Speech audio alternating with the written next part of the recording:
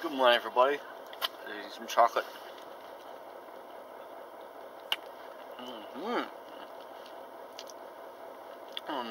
At Kutaisi Airport right now. Just waiting for my bus to Tbilisi, Georgia. This is my 4th time I've been to Georgia in less than 2 years. I mean, if you count my entry and exits. So today I get the bus to Tbilisi, and then I'm going to get a mashruka, a minivan, to the border with Azerbaijan and make Azerbaijan my 81st nation. And the first new nation for 2019. Well, it's close to 5 a.m. in Tbilisi, back in Georgia. 16 months since I was last here. So I'm gonna get on a bus around 8 o'clock to get to Azerbaijan, but don't think there's any good shops open nearby. Well, just get a look around. 5 o'clock in the morning, Georgia.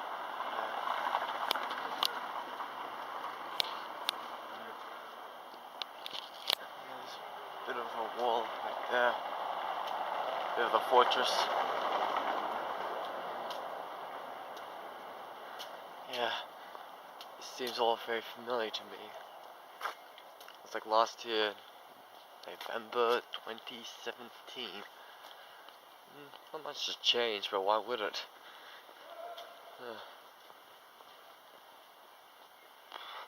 So, since I'm in Tbilisi right now, I've got a few things to talk about, okay? One, I'm not really here to see the sights. I'm just here to get a bus across the border to Azerbaijan in the next couple of hours. I could hang around all day waiting for a train that leaves tonight, but I'm like, nah, I don't want to spend that much money. I'm like, nah, I want to be in Azerbaijan quicker. I'm not really that interested in Tbilisi today, because I already saw the sights 2 years ago. The thing is, like, I've got to come back here on Friday so I can get a train or a bus to Kutaisi and get a flight to Cyprus, because this is pretty much just my week away from London. So right now I'm just walking to the bus station where I remember I got this bus about like a couple of years ago that went south. So if there's one thing I haven't seen in Georgia, is a guy on a horse. Kind of thinking how the term St. George comes from Georgia, because they got the St. George Cross. This guy was around 1765 to 1812. So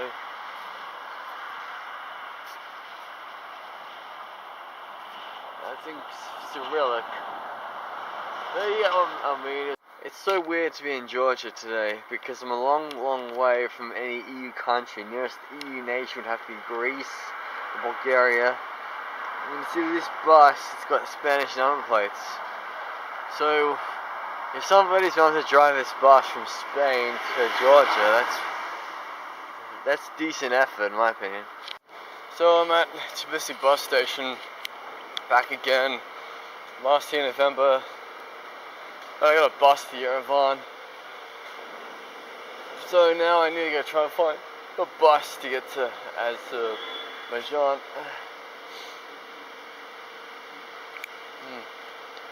So I got myself some Georgian sweet. I can never pronounce it, but how you describe it is it got walnuts on a string and I dipped it in grape juice. That's like chewing gum, yeah? So I checked into this hotel today for about 50 lari. Like, that's under 20 quid for a couple of good hours of sleep. I've been up since 10, so I'm checking out now. Get my train to Baku, which leaves at 8:30. So, just simple, put two beds together. Unfortunately, I lost my, what do you call it? Yeah, power board. Yeah, it's so hard, I mean, like, cause when you have British appliances, and you're in Europe, and you lose your power board, they only sell power boards for European sockets. So, Yeah, so I use my laptop to charge all my gadgets right there, and I just built myself to some free stuff. It's all mine, since I paid 50 life for a few skip. So I need to get ready right now. I don't know what's wrong with my back, but every time I come to this part of the world, I always come back to England with back problems. I've been this every. This is my train. It's gonna take me to Baku. Got my ticket right here. Don't get there till 8:50 in the morning, but it's much better because I've had a good sleep, so I can have another good sleep. Very carefully. I'm in my cabin right now. Alright, there's my bed, my sheets here. I'm not too sure if anyone will join me. It's a long 12-hour trip. Kind of wish I took the bus today, but after a good nap today in that hotel, it's kind of good for another night. I mean, because the thing was, I did not want to be walking around.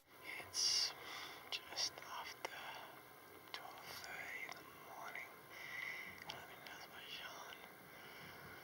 I'm on the train. It's 8 hours to Baku. But the important thing is, I'm now my 81st nation. And I'm so happy to be here. I think I'll just spend most of the day looking around because yesterday I was just sleeping a lot. Tight. I also realize the world is over here. I'm in Baku right now. Just got off the train from Tbilisi, back over there. Now my next point of call is to find a currency exchange my euros to. Oh look, a mock-up of the KFC. Colonel Sanders must be spitting on these. So right now, inside a mosque. Ah, see, Al-Gal. Look. I mean, that's what that means. So this is a Shiite mosque. So there's flags over there. You see like that on the Shiite mosques. Alright, check this out. That's the wedding boutique over there. And fix your eyes up there. It's so amazing. It's very Ottoman-like, you know? Well, I went past the Ashkenazi synagogue, the road. I didn't want to be taking photographs or filming stuff there because there was police presence, you know. But like, it's pretty new, but there's a few thousand Jews who live in Azerbaijan, but everyone's got a bit more, you know. As I'm walking behind the old wall city of Baku, and when you look at it, it looks very Ottoman-like. It looks like Persian times. I think it was very old, you know, many centuries old. So it should be sort of like palace from the olden times. Don't know what this building's about, but it kind of reminds you of the line of which in the wardrobe. My God, look at those eyes.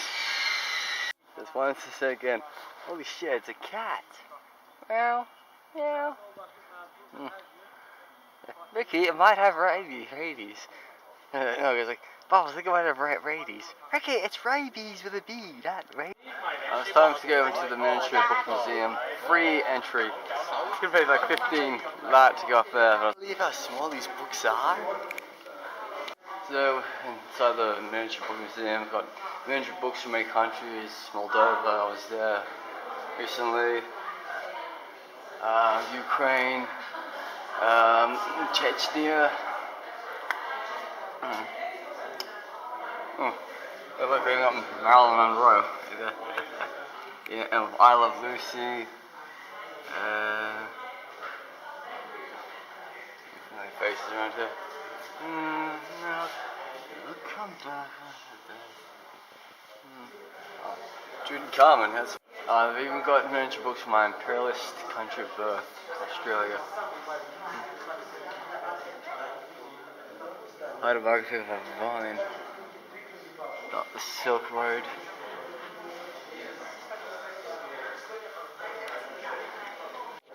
In Sweden, Norway, yeah, even Luxembourg.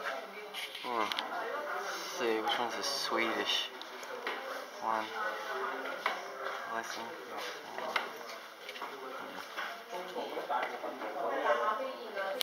Yeah, that definitely looks Swedish. So we got the British section with the Canadians, the Americans, Princess Will and Kate. Oh, that's their wedding day. It was like 8 years ago. Oh, yeah, look, there's even Romeo and Juliet by Shakespeare. Anyway. Oh, King Henry VIII. Yeah. Shakespeare. Yeah. Oh, happy Trip To Baku. And here's a big piece, important tower. It's very significant to me. Plays something special though, I guess. Oh, yeah. Look at the way. Doy. Wish my mom had a doy like that in her house. Oh, this is the Muhammad Mosque minaret. 1078 in 89. Architecture monument of universal value protected by the state. Wow. Found the mosque right here. That's about 200 years old. That I can't find a way to get in. Then over there, there's no Islamic looking monument right up the hill. It's right there. But just check out all those murals there. It looks like so realistic when you look at it from here. I mean, look. It's art. It's a painting. I found that tower I've been talking about. The old tower over there. But when you look down here, like you buy must be like baths down there. So I've seen a lot of this in Macedonia and Tbilisi. Yeah, like Ottoman style baths, or Persian style baths, or Azeri style baths. Here we have a eternal flame. And then this is the Alley of Martyrs. All these people died fighting against the Soviet Union in the Nagorno-Karabakh war. I'm trying to find the grave of the famous Russian linesman from the 1966 war. So a lot of the people buried here, they died the 20th of the 1st, 1990, when the big uprising against the Soviet Union. So many people killed. Why? So all these people buried right here, they were military figures, they all died in 1992. And the hard it is to buy a beer from a woman today in Azerbaijan, Baku. I go into a shop, I want to buy this draft beer, okay? And so this rude woman with a tulichola just bumps into me and like it puts an order in front of me. Like this would never happen in the Western world. I mean, but in Azerbaijan you have to respect women and stuff. But then like this other woman, she leaves behind a bottle of soap, and she thinks, the one at the counter thinks this bottle of soap is for me. I'm like, no, I just want a beer and stuff, and so I give her $1.45, that's the fee, then she asks for an extra mat. And so it's just bagging a thing. I said, no, you fucking retard, like, I want a beer. So I just walked out without picking up my purchases. I just realized that sometimes in life, you get sexist, right? You get sexist to women because they fuck things up, they just screw around with you, and, you know, I've been screwed up many times by the woman stuff. Like, I've had abuse held at me by women, you know, chefs. And then, you know, I was sexually discriminated many years ago at a cafe job in Balcombe Hills. I wouldn't want to hire male waiters, not for less sex discrimination. They just sometimes, you just realize that a lot of people, male, female, whatever you generally want to be called, they can just be fucking retarded, no matter what 193 members of the UN they come from. So all of a sudden, if somebody comes in and just wants a beer, and there is a bloody bottle of soap, don't sell him the soap, man. He doesn't want the soap. That's a fucking... So up there, that's the museum of the first president of Azerbaijan, and it's really goodly architectured. But it's kind of fun to get a lot of rabbits and snails. Don't know what's the point of that. So to continue on my vlog in Baku, over here at the flame towers I talked about, and that's the parliament up there. See a flame burning up the top. Not sure if you can see it. That's another eternal flame. Not far from like the Martyrs Avenue, right there. So today I wanted to go find that fire temple and a mountain Jewish synagogue, but the bus is just too confusing. I was like, I'm tired of getting on these buses and my phone doesn't work properly because I have Wi-Fi, because I don't have like mobile internet, you know, like data. I'm gonna pay for that. So thought, nah, don't need to go there. I mean, it's always a good thing, and it's always in a far-flung location. Don't know how I deal with it, but I'm gonna check it out. Just in my background, it's like 8:30 tonight, and the Baku Tower of Flames, Baku Flames, they're already on fire. Look at that. Amazing. Sometimes they don't even put the colors of the Azerbaijani flag up, like blue, red, and green, and white. Look at that. That's what I came here to see, you know? It's like a week off work from London to go see this. Wow. Now the 3 tower flames, they're now just showing the Azerbaijani colors. This is also what I came here to see. See, look, it's like a waving flag. You see a big star and the crescent moon. Just doing a 360. Oh, now going off.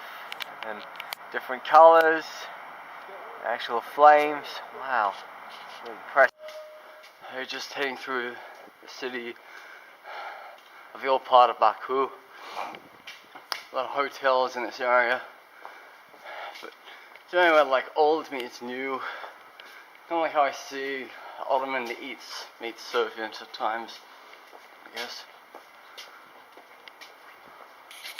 So, got some sweets right here. This is like traditional looking Turkish baklava, and this is the Azeri version. I see a lot more of this in shops in London than this. So they actually weigh this. So this 2 pieces cost me 3 manat.